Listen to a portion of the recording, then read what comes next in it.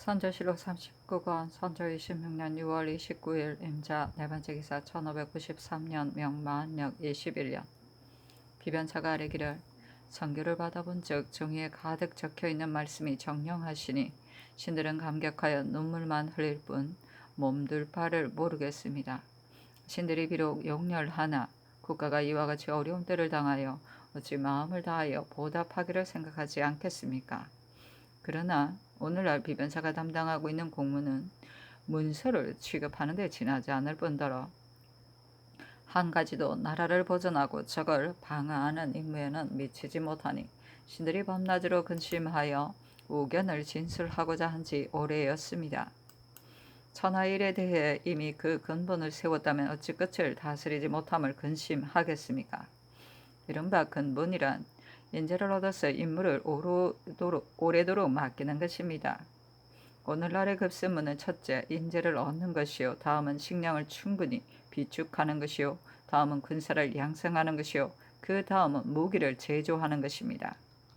만일 인재를 얻지 못하면 비록 높은 성, 깊은 참호, 굳센 갑옷, 날카로운 칼이 있어도 다만 적에게 내주는 물건이 될 뿐이니 그늘에 지난 일을 거울을 삼아야 할 것입니다.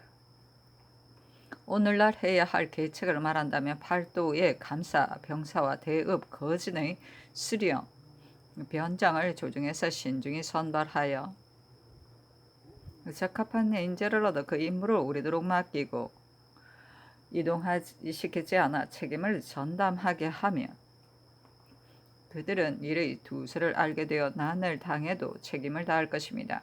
만일에 혹 인재를 얻는다 해도 자주 교체되면 마침내 일의 두서를 알지 못하게 될 것이니 그리하면 일을 낭비하는 것이 보통 사람과 다를 바가 없을 것입니다. 식량을 충분하게 하는 계책에 이르러서는 근래 경상일도만 해도 공사간에 식량이 고갈되었고 각 읍의 창고에는 모두 조금의 식량도 축적된 것이 없습니다. 여러 진영에서는 식량 부족으로 인하여 군사를 모집하지 못하고 이미 당도한 군사들도 굶주림에 시달려 장차 해산할 지경에 이르렀으니 어찌 만일 식량이 없다면 비록 정병 100만이 있더라도 장차 소용이 없게 될 것입니다. 본도의 여러 고을에는 텅 비어 경작할 만한 목장이 많으니 만일 그곳에 둔전을 설치하고 별도로 경작하면 해마다 수만 씩의 곡식을 수확할 수 있을 것으로 이를 군량으로 보충하며 막대한 보탬이 있을 것입니다. 그러나 반드시 감독관을 두어야 일이 성사될 것이니 신들의 생각에는 병 수영에 각각 우후를 2사람씩 두어 한 사람은 전과 같은 임무를 다하게 하고 한 사람은 농작을 감독하게 하면 편리할 듯합니다. 양병책에 대해서도 신들이 생각건대 군사는 정예함이 기중하니 수를 많게 하기에 힘쓸 필요가 없습니다. 그리고 비록 정예하고 용감하다 하더라도 일찍이 전쟁을 경험한 사람이 아니면 끝까지 믿을 수가 없습니다.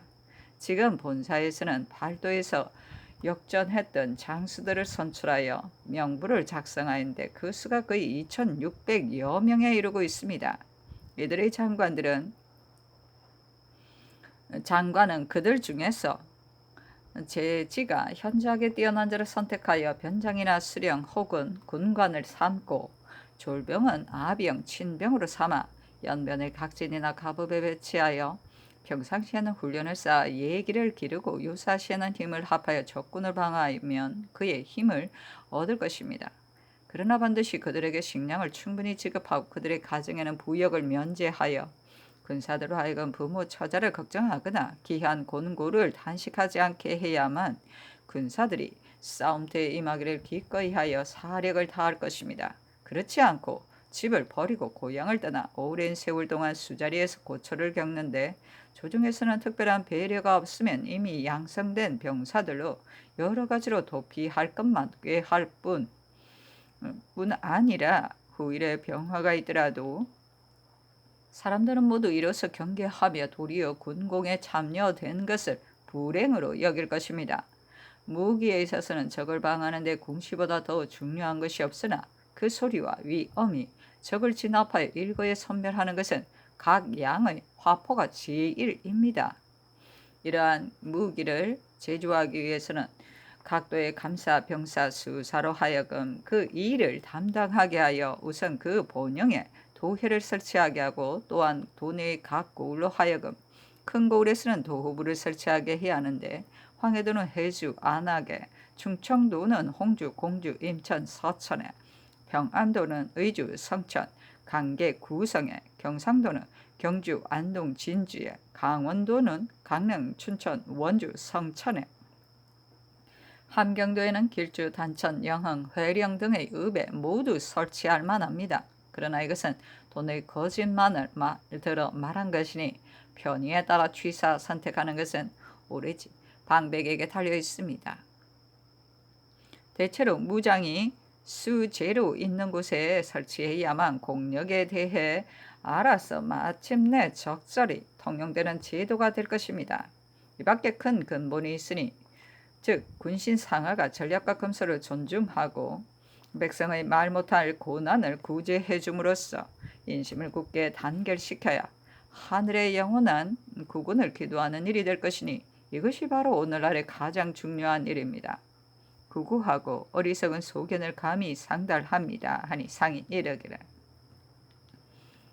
본사에게 할 일을 하지 않았다고 책망한 것이 아니라 단지 지금 사람들이 적을 헤아리지 않고 오직 적이 바다를 건너가기만을 날마다 학수고대하고 있으므로 무심코 탄식한 것이다. 나는 본래 심질이 있어 오늘 아침에도 망언을 하였는데 다시 생각해 본즉 온당치 못한 말이 많았으니 대단히 미안하다. 지금 회개를 본즉 모두 지당한 말이니 비록 천인 삼책이라도 이보다 더 할 수 없을 것이다. 결말의 한 귀절은 어찌 감히 마음속에 새기지 않겠는가 하였다.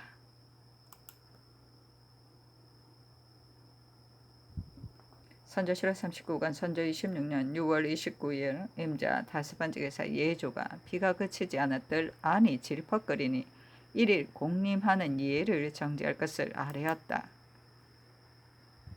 선조실록 39권 선조 26년 6월 29일 임자 6번째 계사 상이 정훈에 하교하였다.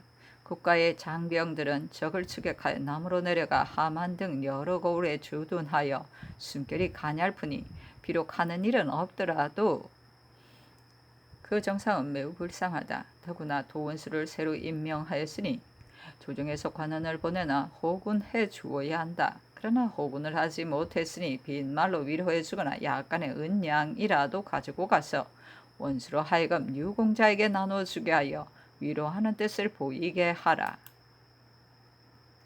선조실록 39권 선조 26년 6월 29일 임자 7번째 기사 상이 정훈에 하교하였다. 우리나라의 군병은 그 피곤함이 이루 말할 수 없고 그 수가 1만 명도 채 못되니 매우 한심스럽다.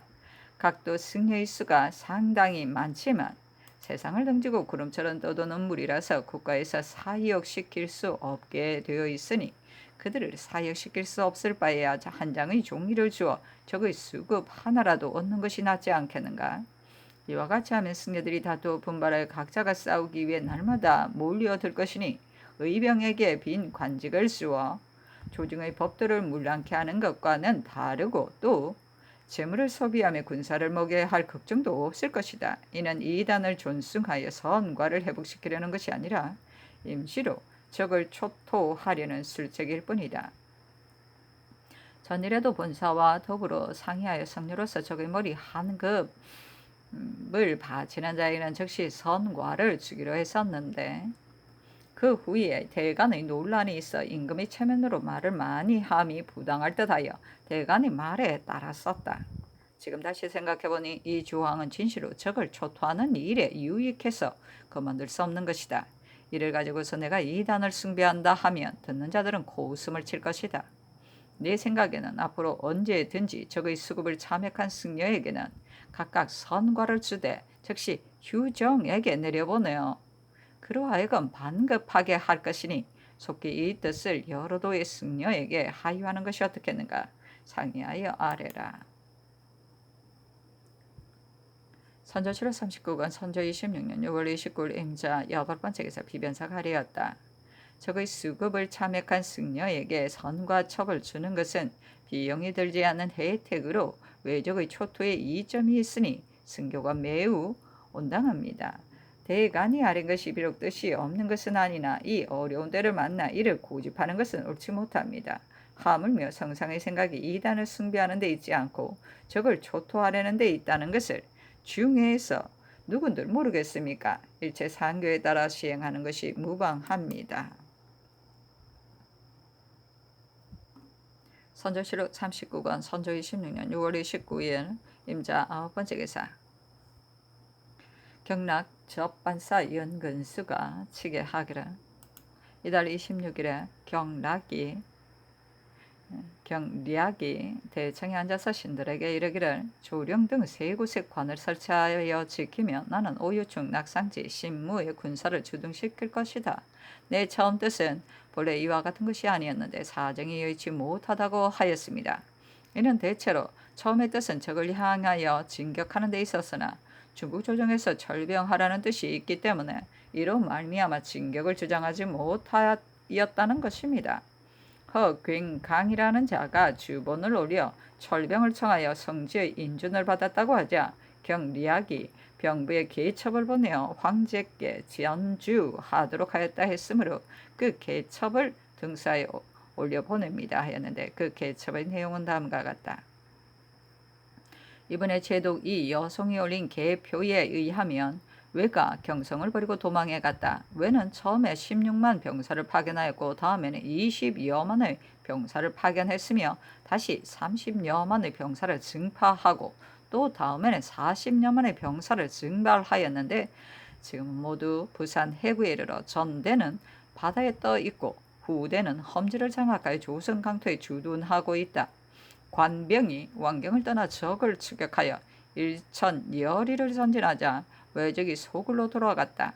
그러나 일부 병사를 계속 주둔시켜 협조하여 조선을 지키고 대병은 철수하여 내지를 지켜 만전을 도모하기를 청한다고 했습니다. 근래 군병 철수에 대한 논의를 보건대 대략 이르기를 외노의 병마가 많은데 조선은 군량이 부족하고 도로는 멀며 병마는 모두 병이 들었으니 대병을 모두 철수시켜 각 진영으로 돌아가게 해야 한다고 했는데 이런 사연이 당직에게 도착했습니다. 당직이 세밀히 관찰해보니 갑자기 철수할 수 없고 조금 시일을 기다리는 것이 상책일 것 같습니다. 바라건대 우선 외노가 왕경을 떠난 이유를 말하고 다음으로 부산에 주둔한 실정을 언급하며 마지막으로 조선은 중국에서 필요한 위치에 있으니 요새지를 방수하지 않을 수 없다는 사실을 진술하였습니다. 외적이 평양과 개성에서 패전한 이후로 모두 왕성 안에 집결하여 성을 수축하였는데 채 안에 또 채를 설치하고 책 안에 책을 설치하여 그 방하는 범주가 너무도 주밀하여 평양에 비할 바가 아니었습니다. 저는 매번 이 여성 및 유황상 등과 공방수를 논의하였는데 중과 부정은 물론이고 우리는 필요한데 외노는 안정되었으며 천시와 지리 또한 우리에게 불리하였습니다. 그러므로 잠시 대병을 휴식시켰다가 다시 군의 위세를 널리 선포하고 마초와 군량을 운반하여 오래 주둔할 뜻을 보여주었으며 반드시 외노를 공격할 것이라는 뜻을 보여주었더니 왕경으로부터 도피해 나온 조선의 남녀가 날마다 1000여 명에 이르렀고 외노도 두려워하여 왕경에서 도망할 뜻이 있다고 하였습니다. 그러나 우리 군사가 뒤에 있는 것이 염려되고 또 관백에게 보고할 말이 없으므로 마침내는 곡물과 봉작의 명목을 내세우고 액을 하여 떠났습니다. 이렇게 장기 취계로서 들어준 것은 사실 왕경을 힘으로 공격할 수가 없기에 지혜로서 취한 것으로 왕경을 취하고 나니 한강 이남의 1000여리에 이르는 조선의 고토가 삽시간에 회복되었습니다. 생각건대 이 외노는 4월 19일부터 도망하여 동쪽으로 도망가되 곳곳마다 진영을 설치하고 험지를 만들며 번을 나누어 교대하여 휴식하는 방법을 쓰면서 물러갔을 것입니다. 내가 이때 격서를 보내어 대병으로 하여금 뒤쫓아 진격하게 한 것은 우선 그들이 번복하여 다시 올 것을 저지하는 한편 일시적으로 그들이 사방에서 살인과 약탈하는 것을 방지하기 위해서였습니다. 그러므로 외노가 행군하면 우리도 행군하고 외노가 정지하면 우리도 정지하였습니다. 외노는 아군이 방비가 되어 있는 줄로 알기 때문에 열로에 소란을 피우지 못하고 곧바로 해상으로 물러갔으며 군기를 버리고 투항하는 자가 모두 90여 명이었습니다. 제가 또 국왕에게 이문하여 속히 전라도 등의 수변과 거북선을 조발하여 바다를 포위하게 하니 외노는 쥐 죽은 듯이 기다리기만 하고 감히 움직이지 못하였습니다. 제가 그들에게 빠져나갈 길을 열어주게 한 것은 대체로 우리가 은혜를 베푼다는 뜻에서 깊이 추격하지 않고 대의를 온전히 하려는 것이었습니다. 만일 그렇지 않다면 조선 수병으로 하여금 앞길을 끊게 하고 우리는 대병을 거느리고 뒤쫓아 진군하다가 그들이 극도로 필요할 때를 기다려 적절한 기회에 앞뒤에서 협격하여 일대에 주사를 감행하였을 것입니다. 대체로 저쪽에서 싸움을 일으켰으니 우리도 또한 작은 약속에 구애되어 기회를 놓치지 않았을 것입니다. 그런데도 이와 같이 한 것은 모두 제가 외노로 하여금 조선은 중국에 의지하고 있고 또 중국을 침범하면 반드시 주사를 당한다는 점을 알게 하여 후일에 외람돼 엿보려는 생각을 예방하면서 국가를 위한 장구지책을 꾀하려 하는 것입니다. 지금 외노는 전행 부대는 비록 물러갔다고 하나 후행 부대는 집결해 있으며 또 들으니 그들은 관백의 소식을 기다리고 있다고 합니다. 대체로 부산은 비록 남해변의 경계에 위치하고 있으나 여전히 조선의 강력입니다.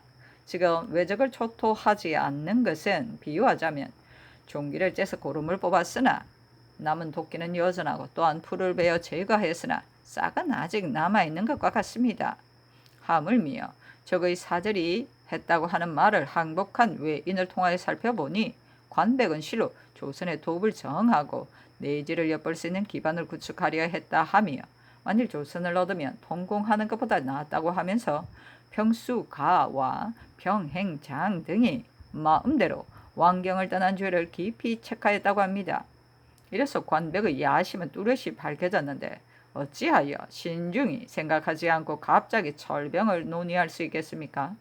만일 외인이 군사를 늦추는 계책으로 우리를 꿰고 바쁘게 명을 따르는 계책으로 우리를 피곤하게 하며 겸손한 말로 약속을 청하는 계책으로 우리를 어리석게 해놓고 우리 군사가 철수하여 내지로 깊숙이 들어가기를 기다렸다가 돌연히 다시 침범한다면 조선은 지탱하기 어려울 것이요 우리 병들도 다시 돌이키기 힘들 것입니다. 그렇게 되면 왕경, 개성, 평양, 함경, 황해 등 여러 곳의 외적이 수구로의 힘을 쓰지 않아도 모두 그들의 소유가 되어 조선을 다시 잃게 되고 전국 모두 헛고생이 될 것이니 우리들은 장차 무슨 말을 하겠습니까? 금년 봄에 왕경에서 이 여성이 일협, 장령, 양문 등과 함께 각각 사세를 상세히 갖추어 저에게 계보하였는데 모두가 일컫기를 외노는 수가 많고 아병은 쇠약하니 군사를 철군하여 귀국하고자 한다는 것이었습니다. 오늘날 서천한 것은 저만 홀로 불가하다고 하여 강력히 저지하고 있는 셈인데 군량이 결핍됐다는 말도 있으나 병사를 나누어 식량이 있는 곳으로 나아가 먹게 하면 식량은 자족할 수 있는 것이요 또 병사들이 질병에 고생하고 있다고 하나 의약과 약품을 지급하면 질병은 자연히 사라질 것이며 만일 음식을 두루 지급하지 못한다고 한다면 소화술로서 호군하되 시판을 이용하면 용도가 넉넉할 것이니 진실로 저의 계책에 따르면 군주의 마음도 안정될 것입니다. 지금의 부산은 전일의 왕경과 같은 입장입니다. 외노가 왕경에 운거했을 때엔 오랜 세월을 두고 곤궁을 참으면서 그들을 물러가게 했는데 지금은 부산에 있는 외적은 다소 오랜 시를 끌더라도 끈기 있게 지켜 그들이 물러갈 것을 기다리지 못하겠습니까? 조선은 국토의 넓이가 동서로 2,000리고 남북으로 4,000리입니다. 대체로 정북 쪽의 장백산에서 산맥이 일어나서 남쪽으로 전라도 경계에 이르러 서남쪽을 향하여 멈춰 있습니다. 일본의 대마도 등 여러 섬들은 조선의 동남쪽 모퉁이에 편제되어 부산진과 더불어 서로 대치하고 있어 외선은 바로 부산진에만 올 수 있고 전라도를 지나 서해에 이르지는 못합니다. 이는 대개 전라도의 지형이 북쪽에서 남쪽을 향하다가 서쪽을 둘러 중국의 상진, 남직리, 상주, 진강, 부를 말한다. 그와 더불어 동서로 대치하기 때문에 동보, 이는 산동과 보정이 아닌가 한다. 개, 요가 일본과 더불어 격절되어 바닷길을 통하지 못하고 쓰는 실로 이 조선국이 있기 때문입니다. 그러므로 일본이 동, 보, 개, 요를 침범하려면 반드시 전라도 지방의 바닷길을 돌아야만 천진에 도달할 수 있습니다. 그러나 서북쪽의 해면은 해양이 넓고 파도가 거세니 어찌 모두 그들의 뜻과 같이 되겠습니까? 그러므로 일본은 조선을 격려하지 않으면 동, 보, 개, 요 지방을 쉽사리 침범하지 못하는 것입니다. 간간히 한두 도적대를 몰래 나타나는 것은 외선이 절직과 절강과 남직내 지방을 말한다. 민광 지방으로 떠났다가 남풍에 의하여 표류된 것입니다. 항상 있는 외선이라 할 수는 없습니다. 이는 하늘이 신경을 호위하기 위하여 이 조선국을 동남에서 서북 사이로 뻗게 하여 한 흉악한 일본 오랑캐로 하여금 연계 제로의 뜻을 펴지 못하게 한 것으로 실로 천험으로서 한계를 삼은 것인데 관백은 간웅으로서 이러한 연유를 익히 알고 있습니다. 조선은 계보, 산동 등과 더불어 서남방으로 다만 바다를 격해 있을 뿐인데 조선의 지형은 부산으로부터 의주에 이르게 되면 육로는 단지 요자 한 길이 있어 산해관에 이르고 수로도는 천진이나 산동 등에 도달할 수 있는 길이 7갈래가 있으니 만일 순풍만 만난다면 가까운 곳은 하루나 이틀, 먼 곳은 사흘에서 닷새면 도달할 수 있고 그다지 어려울 것은 없습니다. 그러므로 외노가 한번 조선을 차지하여 급히 소굴을 만들고 군사를 나누어 중국을 침범하기는 참으로 용이한 일입니다. 우리가 육로에서 방어하면 수로를 지탱하기 어렵고 수로에서 방어하면 육로를 지키기 어려워 국경 세 곳이 동요되면 경사가 흔들릴 것이니 그 환란은 이루 다 말할 수 없을 것입니다. 관백이 조선 침략을 도모하려 하는 것은 사실 중국 침략을 도모하려는 것이고 우리 군사가 조선을 구제하는 것도 실로 중국을 보호하려는 것으로 다른 이웃의 싸움을 구제하는 것에 비할 바가 아닙니다. 이로써 조선은 외노에 있어 반드시 뺏어야 할 땅이고 중국에 있어서는 결코 버리지 못할 외번임을 알 수 있습니다. 제가 또 염려하는 것은 여러 장수들이 나의 마음을 알지 못하고 나의 뜻을 본받지 못하여 어지러이 군사를 조달하느라 동서로 분주하여 안정되지 않는 것이니 다시 폐문을 발송하여 장관을 효유하여 단지 유정, 오유청, 낙상지 등만 각기 통솔하고 있는 병마를 거느리고 상주, 조령 등 각 요해지에 주둔하게 하고 나머지 대병은 제독을 따라 철수하여 나누어 주둔하며 휴식하면서 방어하다가 부산에 있는 외노가 바다를 건너 귀국하기를 기다려 제청한 다음 철수하게 하소서. 제가 또 헤아려 보건대 부산에 많은 외노가 만일 다른 뜻이 없다면 한 달 안에 정령 바다를 건너 돌아갈 것입니다. 외노가 우리를 보는 것이 우리가 외노를 보는 것과 같습니다. 저들은 전라 경상관을 삼킬 마음을 두었다가 욕심을 펴지 못하였고 앉아서 우리 군사가 돌아가기를 기다렸으나 뜻과 같이 되지 않아 간교한 술책을 부리기를가 어려우니 돌아가지 않고 무엇을 기다리겠습니까? 그들이 돌아가기를 기다려 대병은 내지로 철수시키고 한부대를 주둔시켜 조선을 방어하는 것이 상책이 될 것 같습니다. 혹자는 외노가 그 짓으로 가는 채 하였다가 다시 돌아오면 어찌하나 하는 이도 있는데 당직이 헤아려 보니 부산항은 외노와 접촉한 지 여러 해가 되어 조선인과 더불어 서로 통상하며 오가는 일을 익숙히 알아 지난해에는 조선의 방비가 없음을 틈타서 급속히 침탈을 감행할 수 있었던 것입니다. 그러니 외노가 돌아간 뒤에 즉시 이곳에다 본국의 수륙 군병을 배치하고 군의와 무기를 증설하며 험지를 장악하여 나라를 굳게 지키고 우리 주둔한 군병이 또한 잘 접응하여야 합니다. 오늘날 필요한 급습무는 단지 군사를 징발시켜 조선을 지키는 데 협조하는 것이 제일 상책입니다. 만일 의논만 분부하다가 군사를 하지의 해구와 여순의 여러 섬에 나누어 배치한다면 지방은 멀고 발해는 아득히 넓어서 비록 수십만의 군사라도 부족할까 염려됩니다. 만일 조선이 우리나라의 요새지가 됨을 고려하여 군사를 징발하여서 함께 지키면 10,000명만으로도 충분할 것이니 군사는 우리가 내고 식량은 조선에서 충당하면 번잡함을 제거하고 간편함을 취하게 되어 이런 옛날 사람의 반이지만 효과는 배나 될 것이니 이보다 더 좋은 계책이 없습니다. 당직이 또 생각해보니 객병을 징발하여 외국에서 오래 수자리를 하여 추위와 더위를 겪으며 가정 고초를 겪고 있습니다. 근래에는 다시 장사들이 유언에 두려워하여 지기가 저상되었으니 저도 또한 조속히 철병하여 군정을 위로해야 한다고 생각합니다.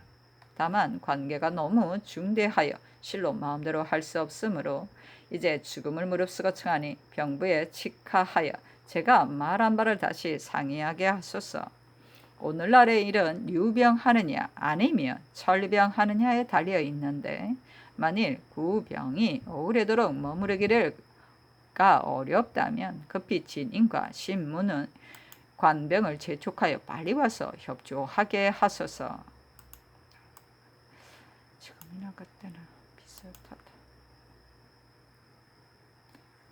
선조실록 39권 선조 26년 6월 29일 임자 10번째 기사 이 제독접반사 이 덕평이 치게 하였다. 이달 21일에 항복한 외인 3명이 들어오니 제독이 제장을 모아놓고 사실을 문자했는데 이때 저기 말하기를 평수가는 평행장과 더불어 의사가 일반적으로 모두 병사를 철수하여 빨리 돌아가고자 하는데 청정은 수길과 뜻이 맞는다. 건번 행장이 돌아갈 때 청정이 지난번 전라도와 진주에서 패전한 일을 극력 진술해 보였는데 수길이 해부하기를 비록 우리 군사가 많이 죽더라도 진주와 전라도를 반드시 격파하고 돌아와야 한다고 하여 13일에 장차 거사한다는 말을 듣고 왔다고 하였습니다. 선조실록 39권 선조 26년 6월 29일 임자 11번째 기사 경략 접반사 윤근수가 치게 하였다.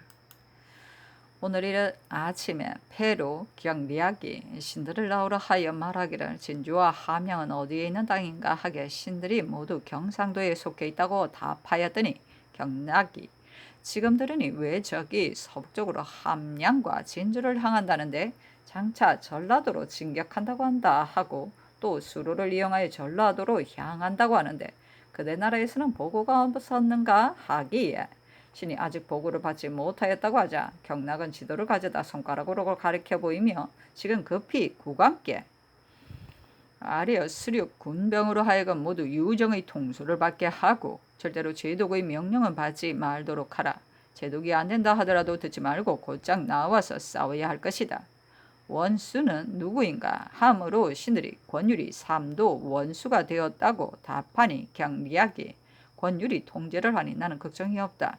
전라도 순찰사는 누구인가 하기에 이정암이라고 하니 경락은 그가 어떤 사람인가 묻기에 대답하기를 이자도 문관인데 경략과 계략과 도량이 풍부하여 일찍이 연안부 성을 지킬 때 외적을 많이 사살한 자이다 하였습니다.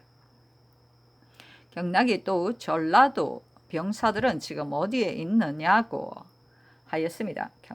또 묻기에 대답하기를 전라, 경상, 충청 등의 병사들이 모두 유정의 통제를 받기 때문에 함안 땅에 집결하였다 했습니다.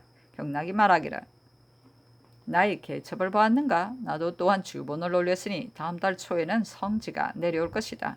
그 후에 나는 임의대로 처리할 것이니 당신 나라는 바쁘게 서두르지 않아도 된다. 내가 적정의 정상을 파악하기 어려울 것을 충분히 고려하여 유정을 대구에 오유충은 선산 일대에 각각 주둔토록 하고 또 두 부대의 병마로 하여금 전라 경상의 요예처에 나누어 지키게 하였으나 제동은 듣지 않고 또 두 부대의 병마를 발송하지 않은 채 모두 철수하였다. 지금 외적은 과연 내 말과 같이 전라도로 향하고 있으니 제독은 이미 당황하였을 것이다. 유정은 훌륭한 장군이니 반드시 잘 책응할 것이다. 기회를 잘 파악하여 곧장 진격할 것이요 제독의 명령을 다시는 따르지 말라 하였습니다. 신들은 일찍이 노야의 분부를 받고 모두 유정의 절제를 따랐으나 유 부장의 지휘는 제독의 명령을 기다리는 것 같았다고 하였더니 경락이 내가 이미 공문을 보내어 제독의 절제를 받지 말도록 하였다. 외적이 본분을 지키지 않고 즉시 본도로 돌아가지 않고서 전라도로 향하니 죽이지 않고 오적겠는가? 또한 들으니 외적은 한번 두통이 생기면 즉시 죽는다고 하니 이는 하늘의 뜻이 외적을 멸망시키고자 하는 것이다. 그대 나라는 병마에는 근자의 승전이 많았는데 중국 사람들이 그대 나라가 전에는 번번이 패배하였는데 지금 여러 차례 승전한 것은 무슨 까닭인가 하고 물었더니 그대 나라 장관이 이제 하늘이 우리를 도와주기 때문에 항상 이긴다고 하였다. 외적이 비록 전라도로 향했다고 하나 반드시 패망할 것이니 그다지 염려할 필요가 없다. 오늘 보고가 도착했는데 그대 나라 군사가 청도에서 대승하였다고 한다. 그대 나라는 아마도 아직 보고가 도달하지 않았을 것이니 즉시 국왕께 아뢰라 하였습니다.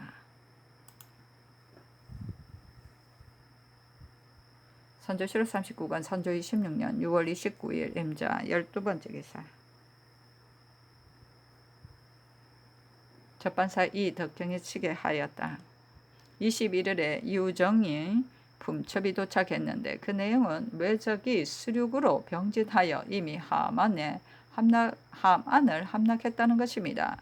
제독은 즉시 도독 이병호와 유격 고승으로 하여금 정병 각 500명을 선발하여 내일 새벽에 진주로 떠나도록 하였습니다.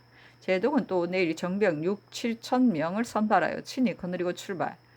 전라도 남원, 운동 등의 길을 거쳐 곧바로 향할 계획이라 하는데 3명의 부장들은 임전하기를 꺼려 병이 있다고 핑계하고 참여하여 하지 않는 자가 많았으며 유정은 중과 부적이기 때문에 두려워하는 마음이 많으니 내가 마땅히 급히 내려가겠다 하였습니다.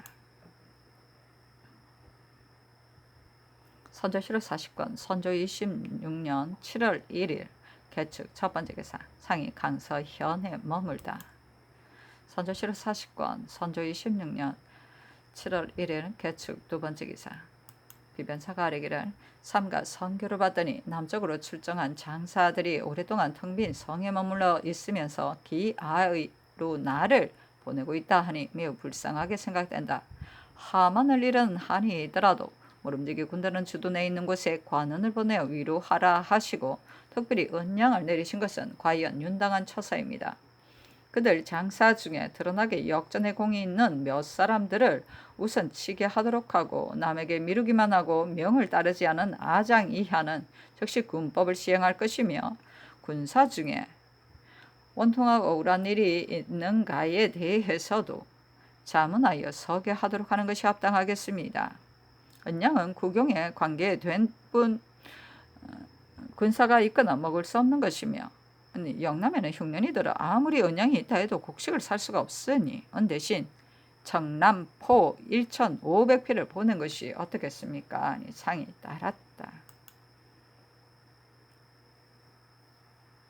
선조실록 40권 선조 26년 7월 1일 개축 세번째 기사. 비변사가 아뢰기를 의정 유홍의 장계를 보니 경성과 기전에는 굶어 죽은 시체가 널렸는데도 구황에 대해 전혀 좋은 방책이 없어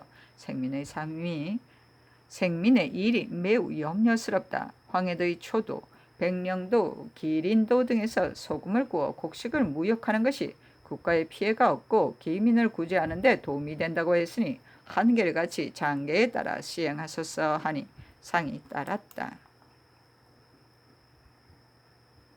선조실록 40권 선조 26년 7월 1일 개축 네 번째 기사.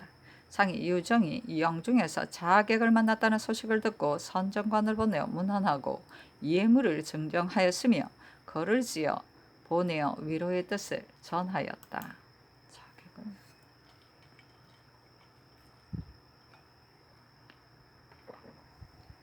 선조실록 40권 선조 26년 7월 1일 개축 다섯 번째 기사. 예조가 아뢰기를 선릉 양유의 예책과 말단의 사적을 서술하는 것은 어제 이미 도감에게 보냈습니다. 삼가 생각한데 예책은 현궁 안에 넣어야 할 것이므로 기일에 맞추어 만들지 않을 수 없거니와 지석은 능 앞은 혼유석의 밑에 묻는 것입니다.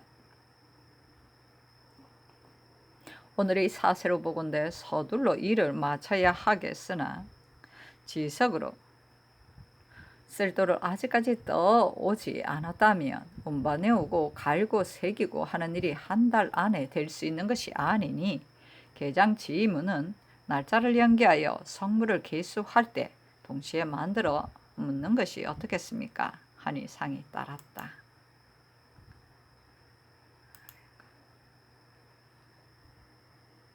선조실록 40권 선조 26년 7월 1일 개축 여섯 번째 기사. 비변사가 아뢰기를 우 성종의 장계를 보건대 도망한 군인의 전가를 유배하라고 요청한 것이 거의 40여 호에 이르고 있습니다. 이들의 죄가 진실로 무겁습니다. 그러나 이처럼 종군하면서 명령을 어긴 자들은 주장이 진에 임하여 군율로 다스리면 되는 것인데 지금 그렇게 하지 않고 조정에 전개하였습니다. 이들은 모두 서울과 경기의 백성으로서 지금 무집하고 있는 이때에 강제로 전가사변을 명하며 날마다 침학과 독책을 일삼아 그 피해가 친족과 이웃에 미치게 한다면 무지한 백성들은 반드시 저희들을 학대한다고 여겨 동료될 염려가 있을 듯하니 우선은 전가사변의 명을 정지하고 그들이 사는 고을로 하여금 결벌한 뒤에 전쟁터로 잡아 보내는 것이 어떻겠습니까? 하니 상이 따랐다.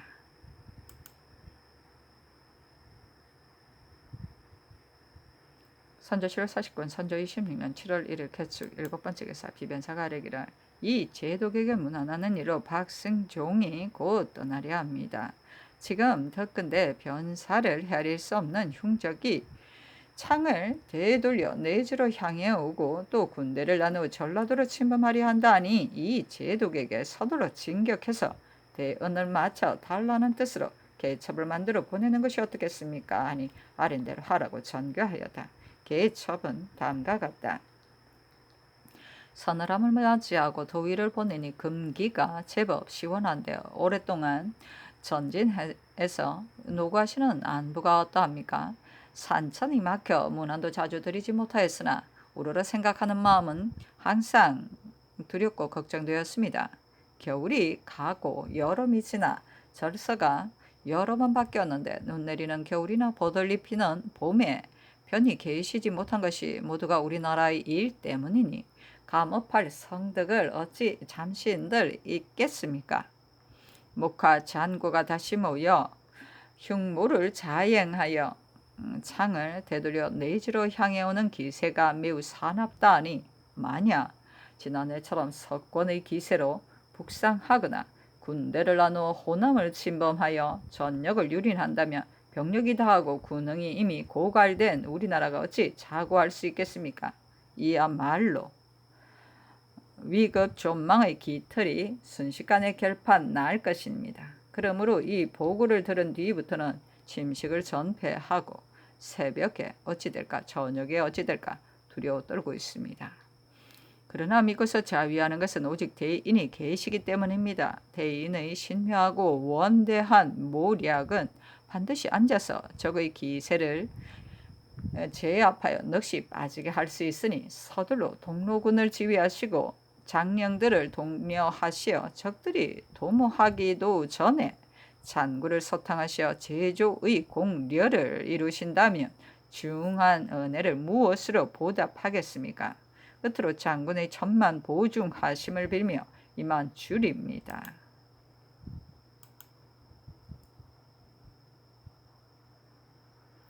선조실록 40권 선조 26년 7월 2일 갑인 첫 번째 기사.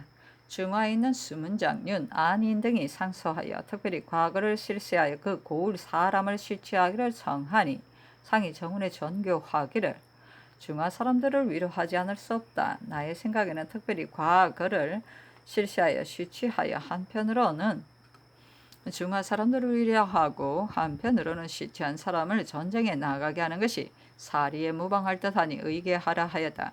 비변사가 회개하기를 근래 국가에서 여러 번 무과를 실시하여 인재를 널리 뽑았으나 정작 난리가 나자 용명을 떨쳐 적에게 달려가 싸운 자는 하나도 없었습니다. 그리고 별난 이후에 시취한 자들은 난잡함이 더욱 심하여 평소 활 쏘는 것을 익히지 않는 자도 참방이 되고 성명을 받고 대신 활을 쏘게 한 자도 참방되었으니 그들을 전쟁에 내보낸다면 연도가 소란하고 해를 입어 난민과 다름이 없을 뿐만 아니라 반도 가지 못하여서 중도에서 모두 도망치고 말 것입니다. 그렇다면 무과를 자주 설시하는 것이 적을 막는 데는 전혀 도움이 없고 한갓 군부의 물자만을 축낼 뿐입니다. 더구나 지난달에 이미 500인을 뽑았는데 지금 다시 한 고을을 위하여 과거를 설시하는 것은 나라의 채통에도 방해가 됩니다. 그리고 지난번 설시한 영유의 과거에 중화 사람들이 합격한 자가 매우 많았습니다. 그런데 그때 낙방한 자들에게 다시 과거를 치르게 하는 것은 아마도 온당치 않은 듯합니다. 그러나 당초에 설시를 윤허하셨으니 지금 다시 신의를 잃어서는 안 됩니다. 액수를 적게 정하여 시취하는 것이 무방합니다. 하니 상이 따랐다.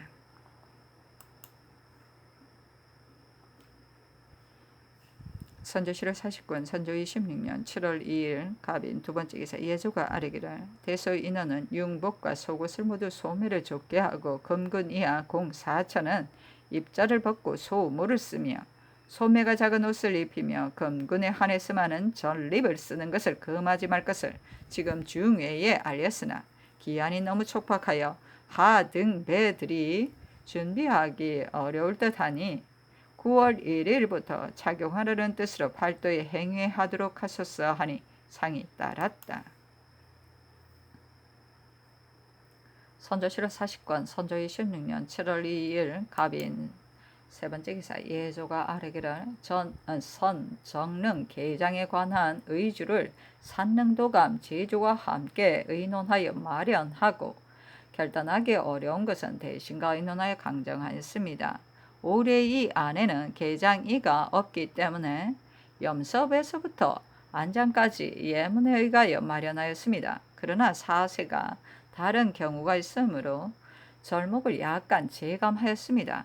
초장 때는 초우제를 안능 전에 앞서 거행하지만 이번 계장에는 우주와 혼전이 없기 때문에 가래 계장 의절의 장사를 지낸 뒤에 막소의 허저와 앞으로 나아가 우제를 행한다는 조항을 취하여 우제는 1차로 하되 안능 전 뒤에 행하는 것으로 마련하였습니다. 하니 상이 따랐다. 선조실록 40권 선조 26년 7월 2일 갑인 네 번째 기사. 비변사가 아뢰었다. 적을 격파하는 기회로는 화공보다 좋은 것이 없습니다. 그러나 중국의 각종 화기는 그 제도가 한결같지 않습니다. 건일상께서 매양 학습하라 하시어 유념하심이 매우 지극하시나 행제소에는 교독을 감독할 주관할 사람이 없고 외방에 입문한다 하더라도 꼭 성과가 있을 것이라고 기필하기 어렵습니다. 마침 이 일이 북도에서 환조하였으니 이 일로 하여금 행제소에 있는 무신 및 금근, 화포장을 뽑아 각종의 화포, 방패, 전차, 낭선, 창, 검 등을 일제히 일일이 학습시켜 기어이 다 배우도록 하소서. 선조실록 40권 선조 26년 7월 3일 을묘 첫 번째 기사. 상이 정운에 전교하였다. 명장이 조령에 관을 설치할 것을 살피는 일로 가고자 하는데 이것은 작은 일이 아니다. 우리 조중에서도 계려가 있고 합당한 인물을 미리 정하여 그들과 함께 가서 살피고 오게 하라. 그리고 화공도 함께 보내어 지형을 그려오게 하라. 선조 실록 40권 선조 26년 7월 3일 을미호 두 번째 기사. 비변사가 아뢰기를 경락이 여러 장군들이 주둔해 있는 곳의 적진과의 거리와 그들의 용진, 겁퇴 등에 대해 알고자 한다면 마땅히 자기의 수하인을 보내어 실상을 알 수 있는 것이니 반드시 우리나라 사람의 힘을 빌 일이 아닙니다. 가령 우리나라 사람이 중국 진중에 들어가지 않고 비밀히 조사해 온다 하더라도 만약 이로 하여금 경리학이 각장의 진태를 알고 견책이라도 하게 되면 반드시 조선 사람이 고우자질하였다 하여 여러 장군들이 진노를 면치 못하게 될까 염려됩니다. 그러니 경략이 그런 말을 한 번만 하고 강요하지 않는다면 좋은 말로서 대답하는 것이 좋겠습니다. 이러한 뜻으로 윤 근수에게 회유하소서 하니 상이 따랐다. 선조 실록 40권 선조 26년 7월 3일 을미호 세 번째 기사. 비변사가 아뢰기를 명나라의 경리학과 제공이 우리나라를 위하여 험한 곳에 관을 설치하여 만세토록 장관 계책을 세워주려는 고마운 뜻에 우리나라는 끝없이 감격할 뿐입니다. 그러나 우리나라의 사세는 중국과 다릅니다. 중국에 관을 설치하는 곳에는 지역이 아무리 넓어도 지세가 막힌 곳에 성부와 돈대를 설치하고 요해처에 관구를 만들어 많은 군사를 징발하여 열지어 엄히 지키게 하므로 방어가 찰동 같지만 우리나라는 원래 병력이 과이약한 데다가 근래는 여역과 기근으로 백성의 수가 날로 줄어들었으며 전쟁으로 적에게 죽은 수도 얼마인지 하릴 수도 없으므로 조종조에 설치한 진, 보, 성, 마저도 지킬 군사가 없는 형편인데 다시 무슨 힘으로 관을 설치해 지키겠습니까? 하물며 호남, 영남에서 서울로 직통하는 도로가 많은 데이겠습니까? 영을 넘는 도로만을 말하더라도 영남에서 서울로 오는 데는 중령, 조령, 황간이 길이 있고 이 밖에도 무수한 소로들이 종행으로 얽혀 있습니다. 이름이 없는 소로 이외에 그리 높지 않고 낮은 산들은 모두가 통행이 가능하니 아무리 삼로에 관을 설치한다 하더라도 적을 방어하는 데는 별 도움이 없고 단지 한바탕 소유스러운 배단만을 일으킬 뿐입니다. 지난해의 적변 때만 보더라도 외적이 산을 넘는 것은 수월하게 여기고 물을 건너는 것은 어렵게 여겨 물이 말의 배까지만 차도 감히 경솔히 건너지 못하였습니다. 강동의 얕은 여울도 매양 와서 탐색하기만 하고 건너려 하지 않았으며 이 밖에 연천, 양근 등 여울이 있는 고리라 모두 침범하지 못한다 했으니 이로서 보면 산을 지키는 것이 물을 지키는 것만 못합니다. 그러니 한강, 임진강, 낙동강, 백마강 등의 건널 수 있는 만한 얕은 여울에 능철이나 거실을 설치하기도 하고 또 여울 어귀에 계단식으로 돌담을 쌓아 몸을 숨기고서 발사할 수 있는 곳을 만든다면 인력을 많이 소비하지 않고서도 지킬 수 있을 것입니다. 그리고 변방의 요구도 긴밀히 지켜야 하고 각업의 성지도 지켜야 하며 또 연강의 수비도 철폐할 수 없으므로 여력이 없는데 어느 겨를에 관을 지킬 수 있겠습니까? 이는 나라를 수호하는 중대한 일이어서 신들이 참견하여 논란하는 것이 옳지 않다는 것을 잘 알고 있습니다. 그러나 일이란 실제가 중요한 것인데 마음속으로 그 관을 지키기 어렵다는 것을 알고 있으면서 천청에 다 말씀드리지 않을 수 없어 감히 앙풍합니다. 아니 상이 이르기를 경리학의 지위를 따라야 한다 하고 이어 묻기를 비변사 초기 안에 외적이 산을 넘기는 수월하게 여기고 물을 건너기는 꺼리니 여울 어귀에 계단식으로 돌담을 쌓아 몸을 숨기고서 발사할 곳으로 만들고자 한다고 했는데 비변 당상들은 모두 전쟁의 경험이 없는 사람들이라 이 말은 이 일액에서 나온 것인가 잘 알아보아 아뢰라 하였다. 선조 실록 40권 선조 26년 7월 3일 을미호 네 번째 기사. 비변사가 아뢰기를 여울 어귀에 계단식으로 돌담을 쌓아 몸을 숨기고서 발사하는 곳으로 삼는다는 것은 지난해 동궁이 성촌에 있을 때 정희연이 강의 동쪽 여울을 지키면서 여울의 어귀마다 어깨 높이로 돌담을 쌓아놓고 기다리고 있었는데 하루는 외적이 대진을 이루고 여우를 거느려 하므로 희연이 군관 4, 5명을 거느리고 수없이 발사하니 적이 퇴각했다고 했어입니다. 장관들도 그 돌담의 유리함을 말하는 이가 많았기 때문에 개사에 언급했던 것입니다. 그리고 외적이 강원, 함경, 경기 등 인적이 닿지 않은 매우 험한 고산지대도 모두 끝까지 탐색하였기 때문에 산을 넘기를 수월하게 여긴다고 한 것입니다. 선조실록 40권 선조 26년 7월 3일 을미호 5번째 기사 상위 정원에 전교하였다. 이 일에 대하여 비변사 당상은 어째서요? 아뢰지 않았는가? 이러한 때 무장과 이 일을 의논하지 않았어야 되겠는가? 선조실록 40권 선조 26년 7월 3일 을미호 6번째 기사 의주 목사 김신원이 치게 하였다. 6월 22일에 장도사가 은밀히 말하기를 병부의 제보내 외적이 바다를 건너가기 전에는 군사를 철사해 돌아와서는 안 된다고 했으므로 이미 성지를 받아 송경리학에게 이자하였다고 했습니다. 선조실록 40권 선조 26년 7월 4일 갑병진 첫번째 기사 우부성지 정희번이 아뢰었다. 신이 지난달 12일에 선릉의 양위를 봉심하니 회의 색깔과 글 양이 과연 이상하였고 정릉도 역시 그러하였습니다. 또 21일에 송산으로 나아갈 적에 신들은 모두 젊은 후생이어서 선대의 왕을 생전에 뵙지 못했으니 아무리 옥체를 자세히 살핀다 해도 알 수 있는 방법이 없다는 생각이 들어 부인들에게만 먼저 평소 선대왕의 옥체에 대해 기억하고 있는 점을 쓰게 한 뒤에 비로소 봉심하였습니다.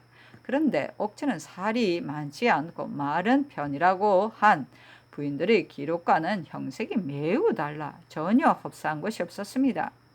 부인들의 기록에는 옥체가 상당히 마른 편이라고 했는데 지금 본 시신은 비대한 편이며 또 부인들의 기록에는 용수가 자색이라고 했는데 지금 본 시신에는 수염이 전혀 없을 뿐더러 두 발이 한 가닥도 없으니 부인들의 기록을 취하여 증거로 삼을만 하지 못하였습니다.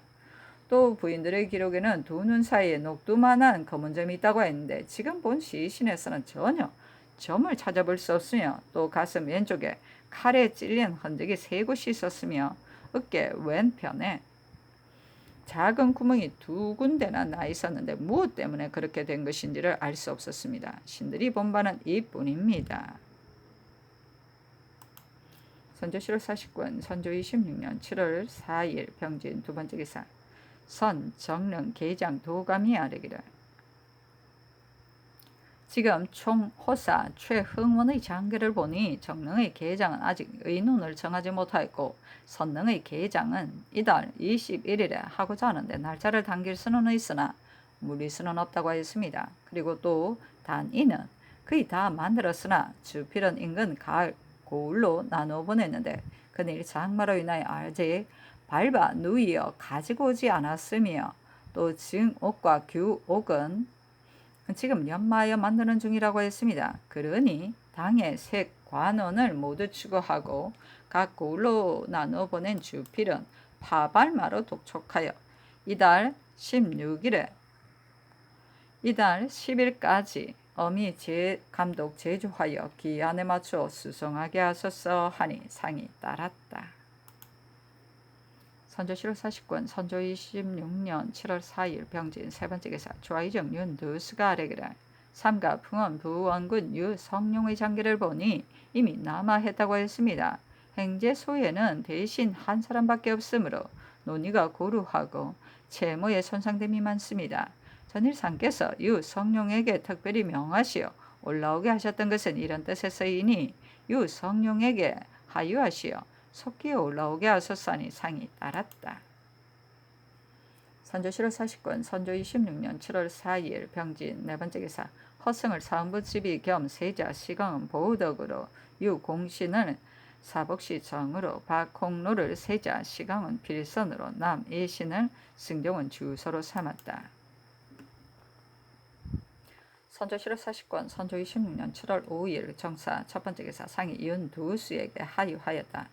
저기 지난달 16일 하만을 함락한 뒤에 저희 무리를 맞이하여 강을 건너 의령을 공략하였는데 지금까지 다시 무슨 일이 생겼는지 알 수가 없다. 이 적은 바로 제도에서 내려가 모인 적들로서 그 수가 매우 많은데 싸움에 이기지 않고서는 그만두지 말라는 풍신수길의 사주를 받았으므로 반드시 우리를 공격하여 죽을 힘을 다할 것이다. 때문에 사세로 보아 호남 일도가 지탱하기 어려우니 명분이 아니고서는 외적을 물리칠 수 없을 것이다. 그러니 경락에게 애걸하여 기어이 일이 성취되도록 하라. 저거 형세가 이와 같고 사나운 짐승처럼 계속 지저대니 명나라와 강하지 않을 것이 분명하다. 외적이 명나라의 명을 따르지 않는다면 명나라에서 사신으로 간 서, 사, 이하 여러 사람들을 반드시 잡아둘 것이니 경은 자세히 탐문하여 급히 치게 하라.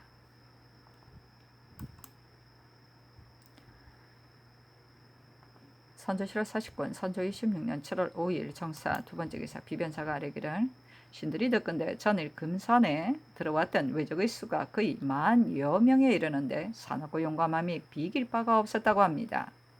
그런데 전라도의 병력은 다른 도와는 달라 웅치의 싸움과 이치의 공수에서 맹장과 경졸이 많이 전사했는데도 퇴각을 하지 않고 끝내 조헌, 고, 경명 등의 의병과 연합하여 외적을 무찔러 일시에 섬멸하였으니 그 충성과 용맹이 가상합니다. 나무는 성이 완과하여 수호하기에 충분하지만 패전한 뒤라서 사람들의 마음이 위축되어 있으니 과연 전번과 같은 전과를 세울 수 있을지 모르겠습니다. 또 방어사 이 복남이 병을 앓고 있는 것도 약점이 되고 있습니다.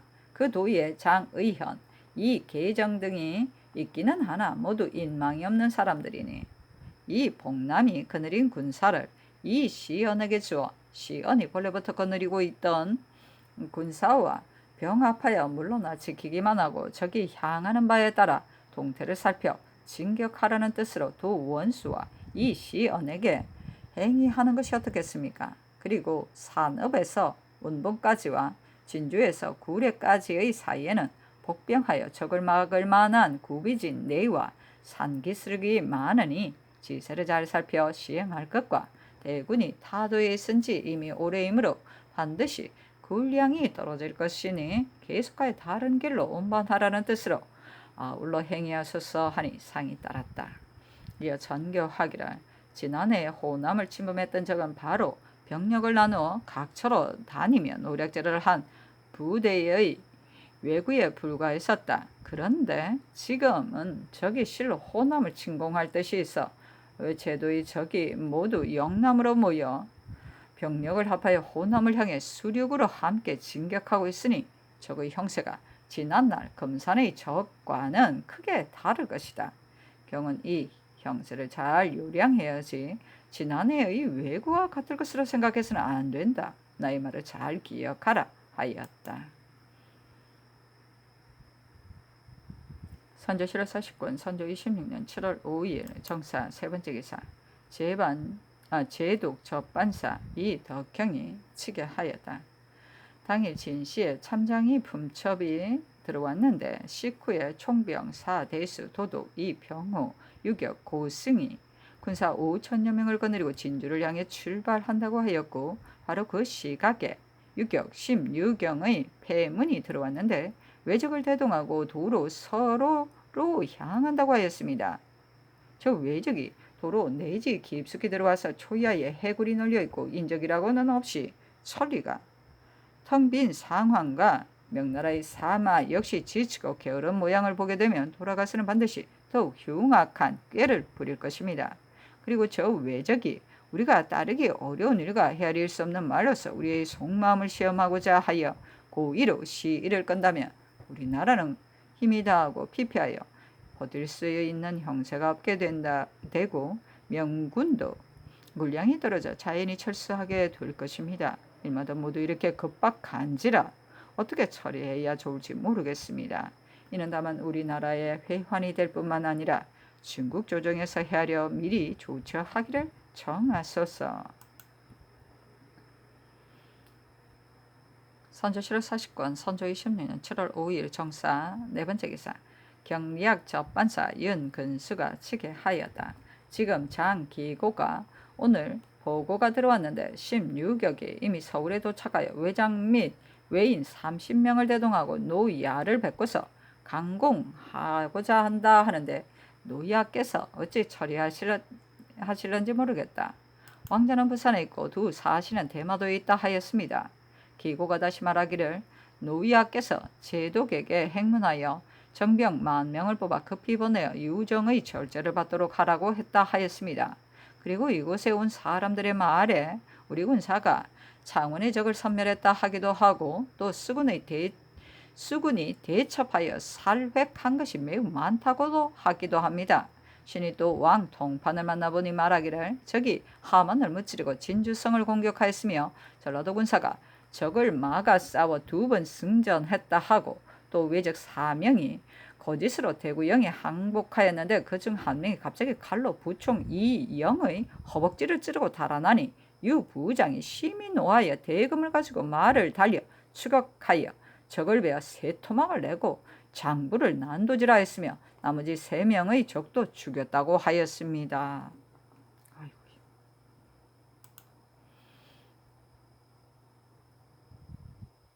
선조실록 40권 선조 26년 7월 5일 정사 5번째 기사 상이 대신에게 전교하기를 지금 이 덕형의 서장을 보니 우리나라는 끝내 16경 때문에 망하겠다.